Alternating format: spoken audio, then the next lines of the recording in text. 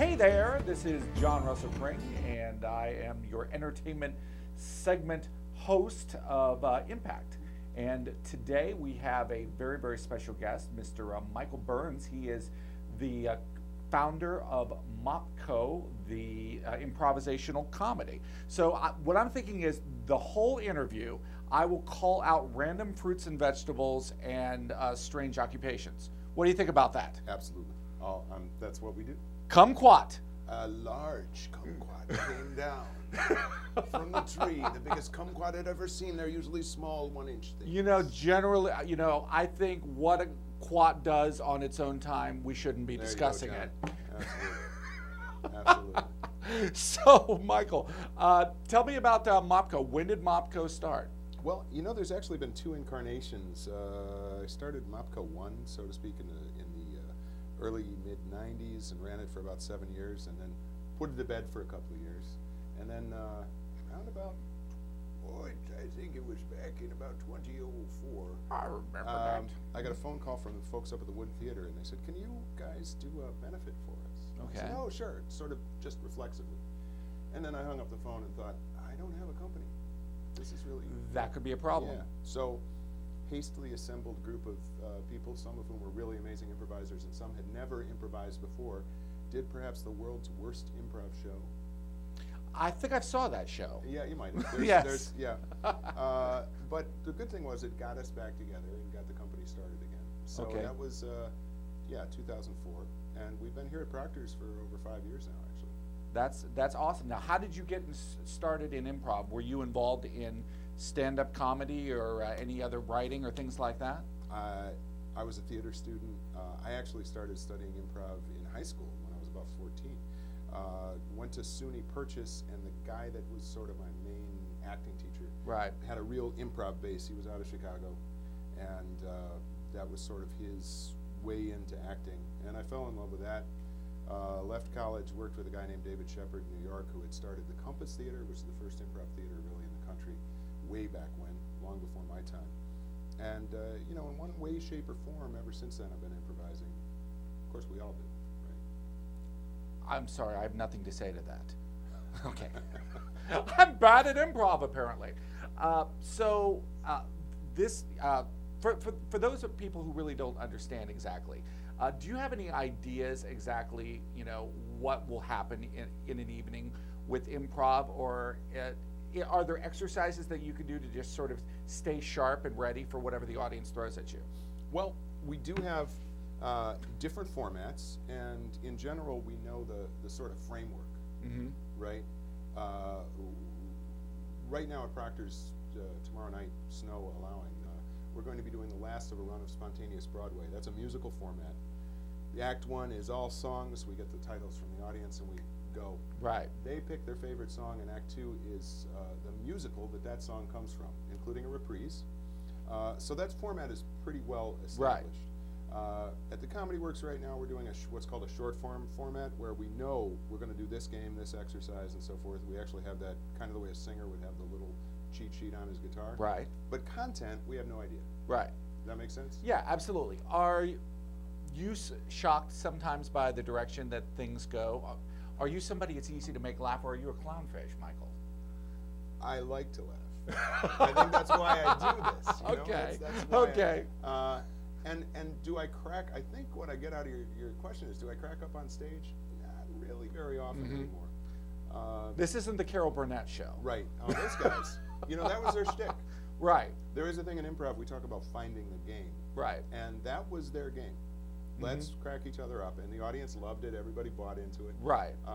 We tend to not the most realistic, storylines, No. but yeah, they were having a good time. They were having a great time. Right. And exactly. they were brilliant people. They really were. So they could get away with that. But see, they did that, so I can't really do that. Do you watch things like SNL and the comedy shows, even off?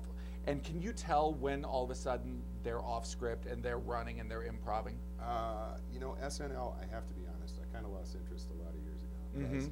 Because partially less and less improv was happening. Interesting. Right? Right. But I do watch some things. A friend of ours has been doing a kind of a regular thing as a guest on the Fallon show. And when he first started, they first started casting him, everything was tightly controlled, like Right. every second written. But as he's been invited back, it's becoming more and more improvisation. Right. So that's been great to watch because you can tell.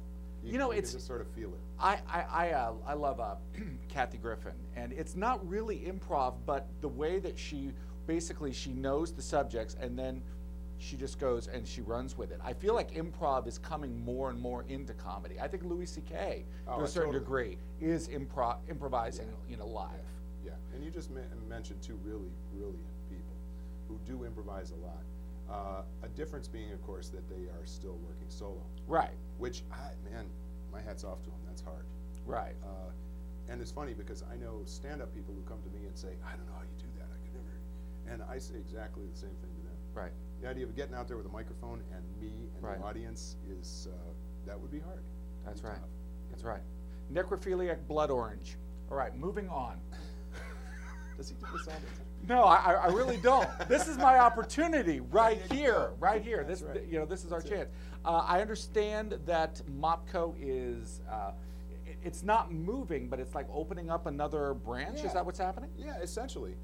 We've been in residence at Proctors, very gratefully so, for, as I said, like 5 years. We perform in the Underground every Friday night. Recently, the Comedy Works opened up a new venue at 500 Northern Boulevard in Albany. And Tommy Nietzsche, the owner, said, hey, why don't you come do Saturdays here? Okay. And Tommy gets what he wants generally. He said, I remember saying... He's like Lola. He is. He doesn't look like Lola. No, He's really? a very large He doesn't guy. have like Nah, fruit on his not- head? No, okay. But he said, look, you know, you can say no, but I'm going to do improv here. Okay. Okay. So it Seems like, fair. Oh, yeah, okay, we're there. And it's great. It really is. To have the two venues, two cities back to back, it's really cool. What are the audiences like? Are they, generally speaking, have you found like a niche audience where it's like the same people who come and like all week long they're like, oh, I've got one, man. They're not going to be able to cover this one, or is it a lot of like tourists, and or is it kind of a mixture? It's kind of a mixture. I think, well, here at Proctors, we do have a lot of people who are regulars, who've kind of been with us, and it's sort of a feeling like the family gets together on Friday night and we do it. Right. But there are always new people in. I was trying to talk about our demographic to somebody recently, and literally, we've had shows where the audience went from 9 to 90 in one audience in this small. You guys know the Underground is a small space. What I'm seeing so far, and it's really early, is the Comedy Works is more of a comedy club audience. Okay. Right? They're more used to that. They're more used to stand-up. I see. You might get some hecklers. Well, you know, here's the thing about improv. We invite your participation as an audience member, so we don't really look at it as hecklers. We look at it as a scene partner. Okay, Right? very nice. You know? And if that scene partner makes a fool out of themselves, that's even better for the rest of the audience. Here's the thing. Maybe. But actually, and this actually I think is a real difference between stand-up and improv. Our goal is to make the audience volunteer look good, right? Stand-up comedians very often will kind of trade zingers with somebody and they get into that sort of competitive thing. Right. We want them to say, wow, I did great, that was fantastic. Right. And if they're brave enough to come up on stage with us, we want huge applause for them at the end. Right. You know, we're not going to talk about their body parts or make fun of them in any, you know. Right. Yeah. Yeah. It's not. There's nothing nasty about it. Yeah. Yeah. Exactly. Exactly. Exactly. I saw an improv show, and it was interesting that you brought up the whole Broadway thing, because it was on Hollywood Boulevard last year, and apparently every week they have someone call out and they do a whole Broadway musical.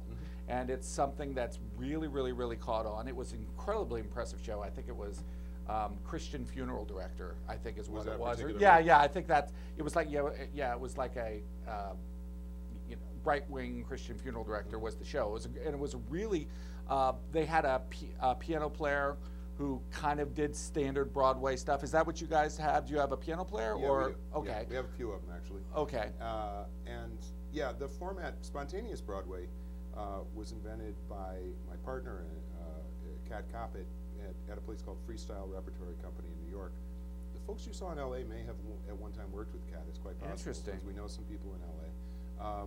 It's done often at BATS, which is Bay Area Theater Sports in San Francisco. There's a long-running show in New York that essentially is spontaneous Broadway without the name, called The Next Big Broadway Musical. Basically the same format, and some of those people started with spontaneous Broadway with Cat, and then sort of spun off their own version of it. And weirdly enough, there's a group in Australia that's been tearing up the boards with spontaneous Broadway for several years now, doing it in this Spiegel tent. I don't know if you're familiar with that. These ornate 19th century performance tents. Wow. And they even took it to the Sydney Opera House. That's unreal. So yeah, the format has kind of moved around the country.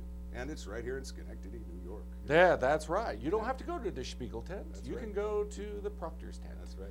No, that is it's an incredibly impressive thing, and you know, most people are became familiar with, you know, the songs and coming up with it on Whose Line Is It Anyway, and you know, that type of thing. Do you feel like you know, improv is something that can continue to develop as a style, or is it like someone who would be like into vaudeville, you know, where That's a great question. Thank you. That really is. One of the things I'm really excited about now, having two venues, is that I think the Comedy Works, we are sort of expected to do a known format, short form comedy show, which we love to do. We absolutely love to do that. Meanwhile, I'm hoping that here at Proctors we can continue to experiment and develop new formats and play around. This is the theater. Comedy club theater. There's a subtle but important distinction there. So, you know, I know people who are experimenting in a lot of ways in improv. In New York in particular, there's a lot of people kind of stretching the boundaries in different ways. So I think it'll continue to evolve. Every once in a while somebody comes along and says, oh no, improv's dead. It's not. Well, guess what? People have been improvising as long as they've been talking. Oh, absolutely. You know, so I think it'll continue to evolve. Do you ever find a character that you created through improv that you almost kind of wish that character would live on further in maybe some sort of production, a short film, a play, anything like that? Boy, that's another great question. Again, this is why I get paid the big bucks, that's Michael. Right. That's why this guy knows his stuff. You know. So right now in Spontaneous Broadway, I happen to play the sort of MC who's this old school producer, Broadway producer. And he's sort of in a time warp. His name is Mick Treadwell, and he kind of is living in the 1950s. Big cigar, ascot instead of a tie. You know, very New York. And I would love to see Mick and other. I've often thought, like, what would it be like if Mick went to the beach? He'd probably still have the cigar and the ascot. Yeah, of course, right? absolutely. You know, and so that's a good combo. Yeah, that's one that. But for myself, a lot of my characters are not kind of repetitive. Other than that one case, they they're in the moment and they come and they go. Right? So. Where do you think they're coming from? I mean, Poughkeepsie mostly. Well, that's where all the characters live, is Poughkeepsie and Selkirk. Yeah, Selkirk. Yes, big character play. Actually, you know, there are a couple of guys named TJ and Dave who do an amazing feat. They two guys improvise a full-length play with like multiple characters, and they play them all. What they say, and I tend to agree to this, is there are these alternate universes out there. When you improvise, you just step into one for a little while. You kind of borrow this person who is actually there, and then the show's over and you step out, but their life goes on. They're out there in some, you know, there's supposedly an infinite number of universes out there, so why not?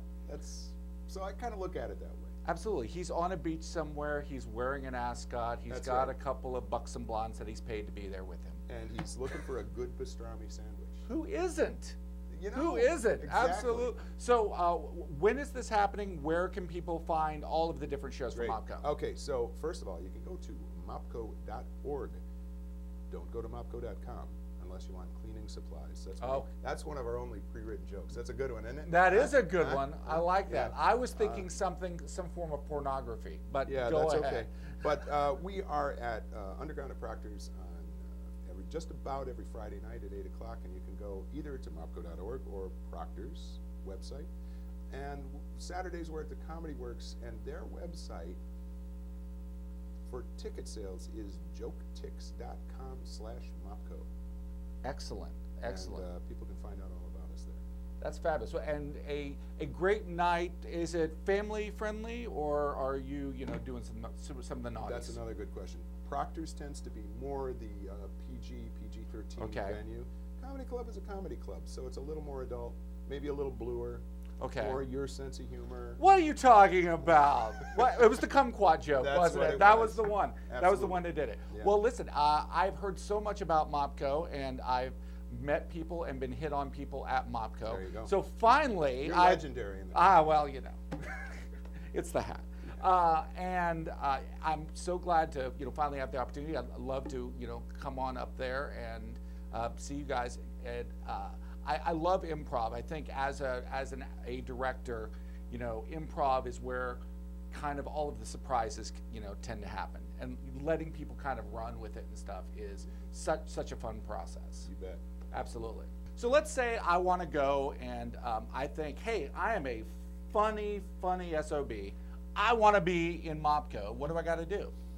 Well, usually a couple of times a year, more or less. It's not a regular schedule. It's based on our need. We put up audition notices, and we have auditions. Often, to be honest with you, we cast people who've taken classes with us. Not because it's like a payback for taking the class, but Right. because they're trained, they know what we're doing. Right. So, And when do the classes happen? Well, we have a pretty regular Saturday morning drop-in class for people who just want to check things out, 10 to 12 in Key Hall at the Proctors complex. Okay. And then we regularly run like either 4 or 6 week series classes, same place. But again, that our website is mopco.org, and we have a classes page on that which can let people know about that. And then there's, when we do auditions, we put it up in all the usual places.